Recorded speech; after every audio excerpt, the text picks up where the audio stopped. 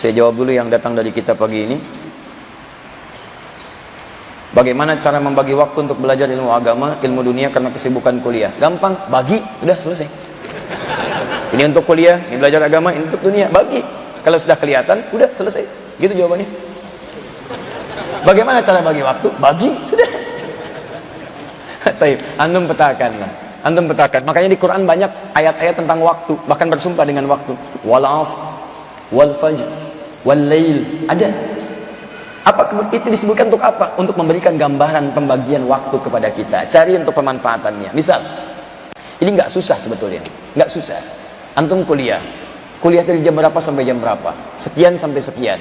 Tayyib. Antum ingin mencari akhirat, berarti di luar dari kuliah itu waktu akhirat antum. Cek. Gampang kalau mencari waktu akhirat, bagi waktu sholat. Pertama bagi dua dulu, siang dan malam. Inna fi khalqis samawati wal ardi wa ikhtilafil laili wan nahar. Siang malam. Apa amalan malam, apa amalan siang? Bagi. Tayyib. Yang kedua lihat fungsi siang, fungsi malam. Wa ja'alna al-laila libasa wa ja'alna an-nahara ma'asha. Keluarkan Qur'annya. Siang beraktivitas, malam istirahat. Cukup untuk mengerjakan aktivitas yang lainnya. Perhatikan baik-baik. Jadi konsep Qur'annya, siang aktivitas, malam istirahat. Kalau antum tukar, malamnya beraktivitas, pasti siangnya istirahat. Pasti itu. Kalau antum ngambil waktu malam yang istirahat, pasti siangnya akan nuntut dia untuk istirahat. Silakan cek. Makanya Nabi nggak pernah begadang. Nggak pernah begadang beliau, kecuali ada perlunya. Betul, ada perlunya. Nabi setelah Isya diskusi dengan istri beliau, keluarga, setelah itu istirahat. Nggak pernah begadang, kecuali ada perlunya. Dengan sahabat ada diskusi, dalam suasana perang, keperluan ada, maka diselesaikan baru istirahat. Jelas ya? Jadi begadang itu jangan begadang, kecuali ada perlunya, dan perlunya pun dibenarkan oleh syariat. Ya, antum bola, perlu nggak bola? Kalau nggak ada keperluan, ngapain nonton bola? Ya nggak ada manfaat, ya besok bisa dilihat lagi. Makanya dibagi waktu kita. Ketika antum korbankan malam, tahajud gak dikerjakan, siang nuntut dia.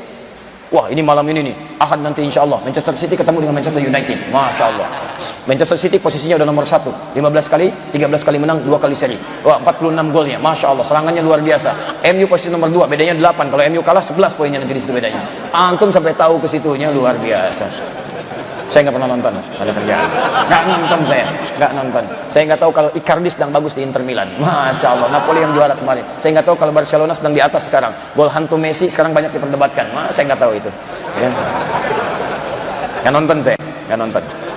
Nggak ada kerjaan nonton itu. Sekarang bagi ini siang, ini malam. Setelah dipetakan, bagi dengan waktu salat. Fajr, awal-awal. Wasubhi idza tanaffas. Subuh itu waktu untuk mengatur aktivitas. Tanaffas. Matahari saja yang muncul, tumbuhan keluarkan oksigen, maka kita atur dari subuh. Makanya disebut dengan subuh. Ini cuma di Islam itu teorinya. Fajar, subuh, fajar pancaran yang datang pertama kali, dan iman kita memancar menyambut itu dengan sholat. Kemudian disebut dengan subuh dari kata asbah, sesuatu yang sudah siap dengan rencana. Di orang beriman itu dipanggil sholat subuh, bukan cuma dipanggil menghadap Allah ke akhirat dalam konteks untuk ibadah, panggilan akhirat bukan, tapi dia pun menghadap Allah dengan rencana yang sudah disiapkan di hari itu. Makanya orang Islam itu jelas, jam 7 ada di mana, jam 9 kerjakan apa, jam 10 ada di mana, jam 12 sekian, sampai dengan malamnya. Subuh, asbah, jelas rencananya, petakan. Rencana itu bawa menghadap di sholat fajar. Karena saat sholat fajar disaksikan, bukan cuma Allah menyaksikan, malaikat menyaksikan. Quran surah 17 ayat 78. Aqimis sholata liduluki syamsi ila ghasaqil laili wa qur'anal fajri. Inna qur'anal fajri kana mashhuda. Sholat fajar disaksikan. Maka saat sholat subuh itulah fajar, antum mohon kepada Allah. Dalam sujud, setelah sholat berdoa, minta supaya Allah itu memudahkan semua rencana dunia antum. Makanya kalau datang lebih awal, itu dikasih dunia lebih daripada itu. Raka'atul fajri khairum minad dunya wa ma fiha. 2 rakaat sebelum subuh lebih baik daripada dunia dan seisinya. Jadi kalau antum cuma bawa dunia saja minta kepada Allah, nih 2 rakaat ini lebih baik daripada dunia dan seisinya. Jadi konsepnya dipanggil sholat subuh, antum sudah punya rencana, begitu antum sholat dalam sujud minta, setelah sholat minta kepada Allah dimudahkan rencana antum itu. Ini yang saya kerjakan, ya Allah mudahkan rencana saya hari ini, ya Allah jauhkan saya dari kefakiran, jauhkan saya dari kemalasan, jauhkan dari begini, ya Allah tolong ya Allah berikan taufik pada rencana saya hari ini, begini, ya Allah kurang apa lagi ya Allah, saya sudah rencanakan, berikan taufik, bahkan nama saya sudah taufik ya Allah, kalau namanya sudah begini, ya bahkan pakai hidayat juga ya Allah, ya luar biasa. Kalau sudah namanya taufik hidayat, memohon kepada engkau, petunjuk sudah jelas, belum kau kabulkan juga, dengan cara apa lagi saya minta? Tolong kerjakan. Terus bikin pemetaan, bikin Hari ini kuliah, berarti di luar kuliah saya bisa kerjakan. Kuliah masuk jam berapa? Jam 7. Ada kesempatan syuruk. Syuruk sekarang jam 6 kurang seperempat, bisa. Syuruk saya dapat. Syuruk kan awal duha. Hadis At-Tirmidzi nomor hadis 586. Man shallal ghadat fil jama'ati, siapa yang salat subuh berjamaah atau fil masjid atau di masjid, tsumma yaqulu yadhkurullah, kemudian dia duduk berzikir kepada Allah. Zikir banyak. Bisa kalimat thayyibah, Quran surah 4 ayat 103. Bisa baca Quran, Quran surah 15 ayat yang ke-9. Bisa menghafal Quran, Quran surah ke-54 ayat 17, ayat 22, ayat 32, ayat ke-40. Bisa berdoa Quran surah ke-7 ayat 205. Bisa lewat ta'lim, kalimat zikir umum. Misalnya ya, Quran surah ke-3 Ali Imran ayat 191. Bisa menyebut Allah Quran surah ke-2 ayat 152. Bisa dengan apa saja. Sampai tiba fi bidayatul duha, awal duha. Awal duha disebut dengan syuruk. Tsumma yusalli rak'atain, kemudian dia salat 2 rakaat. Fa kana alaihi ka ajri hajjin wa umratin. Dia dapat pahala senilai haji dan umrah. Kuliah jam 7. Syuruk awal duha masih dapat. Salat, siap-siap berangkat. Petakan berapa menit saya sampai ke kampus. Kendaraannya apa? Ada kendaraan mobil, motor atau kaki. Lihat, kita diberi kaki untuk berjalan. Ya, wa ibadur rahmanil ladzina yamshuna 'alal ardi hauna. Quran surah 25 ayat ke-69. Jalan. Maka teman-teman petakan, saya di jalan ke kampus sampai jam sekian. Berapa lampu merah? 3 lampu merah. Kalau saya pakai kendaraan berarti saya bisa berhenti di situ. Petakan. Oh, bagaimana caranya dunia plus akhirat. Begitu ada lampu merah, saya isi nih. Oh, ini 10 detik. Oh, ini 15 detik. Ini 30 detik. Lumayan. Ini 1 menit 60 detik. Berarti saya bisa mendengarkan ayat-ayat Quran. Yang 5 detik saya bacakan ayat yang pertama. 10 detik saya ulangi. 60 detik saya murajaah. Masya Allah. 3 lampu merah ke kampus dapat 1 ayat. Pulangnya diulang lagi. Setiap berangkat hafal 1 ayat. 30 kali berangkat 30 ayat. Selesai di kampus hafal Al-Quran. Cuman karena lampu merah. Masya Allah. Setelah itu foto di samping lampu merah. Ceklik. Wah, simpan. Hari kiamat ya Allah, mudah-mudahan jadi saksi di hari kiamat. Bawa lampu merah inilah, dengan wasilah ini Allah jadikan saya bisa menghafal Quran. Di dunia dapat, akhirat dapat. Jadilah kemudian antum wisuda sebagai penghafal Al-Quran plus lulus dengan sarjana yang luar biasa. Jurusannya desain grafis, tapi lulus dari situ, Masya Allah, desainnya sudah plus dengan desain Al-Quran. Masya Allah, itu luar biasa. Kenapa tidak petakan seperti itu? Makanya zuhur jelas, terang. Bukan jelas cuman hasilnya saja, evaluasi. Dari pagi sampai siang ada hasil nggak? Makanya para yang kuliah-kuliah ini jangan cuma dapat pelajaran saja. Sampai siang selesai belajar, coba cek paham nggak? Apa hasilnya belajar? Jangan-jangan tulis, simpan buat ujian, baca lagi. Nggak ada ilmunya. Di ilmu antum cuma sampai ujian aja, habis ujian hilang semua. Cek lagi siangnya, ada hasilnya enggak, evaluasi lagi, cross check. Makanya orang tua dulu anak belajar, pulang ke rumah dicek lagi. Terus kita tuh punya bekal buku ke rumah untuk buku latihan, ngecek ulang.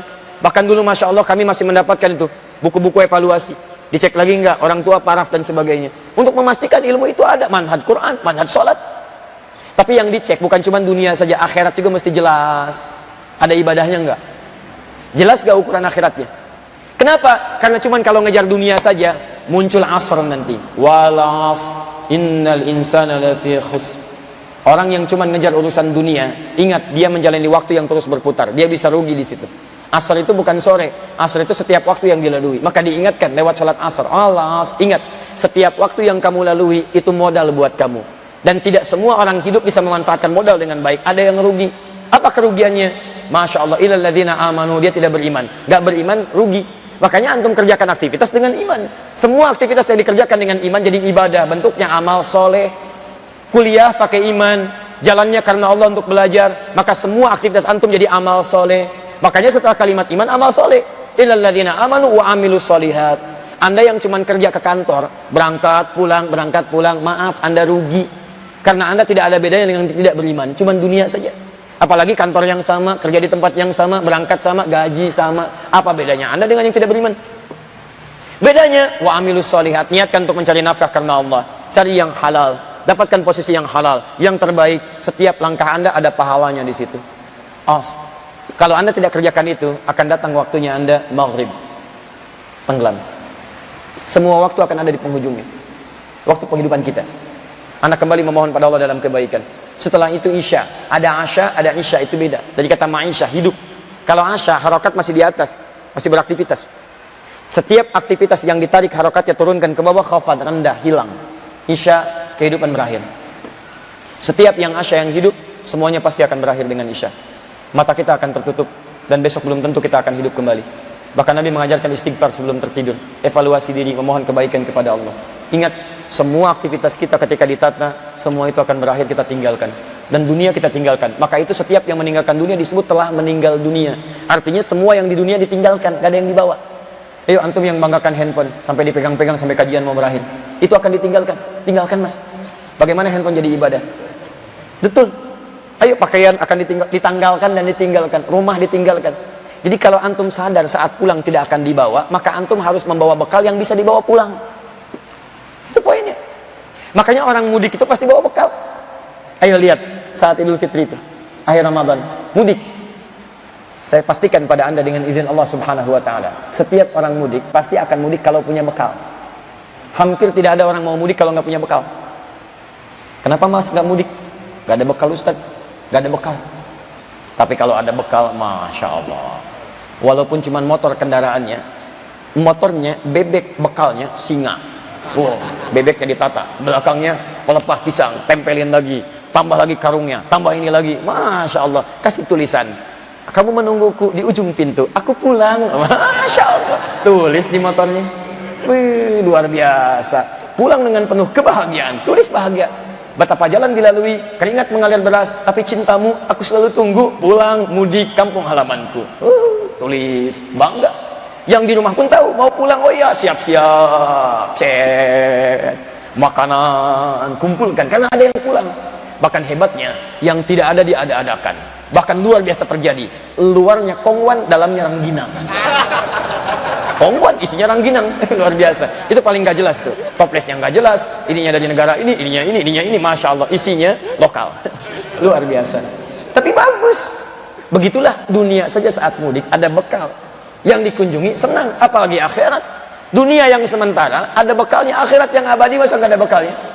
Makanya ketika antum pulang ada yang nyambut juga. Yang nyambut bukan orang biasa, bukan makhluk biasa, malaikat. Quran surah 13 ayat 23 sampai dengan 24. 24-nya Masya Allah disambut oleh malaikat. Di ujung ayat 23, wal malaikatu yadkhuluna min kulli babin.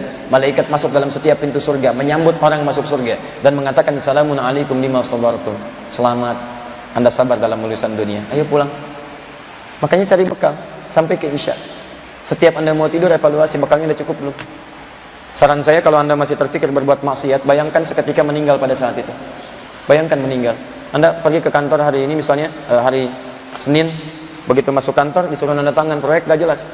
Kalau anda ingin terjaga dari maksiat, bayangkan saat tanda tangan anda meninggal dunia. Ikut taklim tiap waktu, Masya Allah, kelihatannya bagus, sholat ini itu, meninggal dalam keadaan maksiat, apa nggak malu di hadapan Allah? Dan proyek itu anda akan tinggalkan dan jadi saksi bahwa anda pernah berbuat maksiat dengan itu. Ayo teman-teman, yang ingin ngambil jatah orang lain dalam sarapan, bayangkan begitu ngambil meninggal. Yang ingin pakai sendal orang lain, bayangkan anda akan meninggal. Yang senang mabuk-mabukan, bayangkan mabuk dalam keadaan meninggal, dan meninggal dalam keadaan mabuk.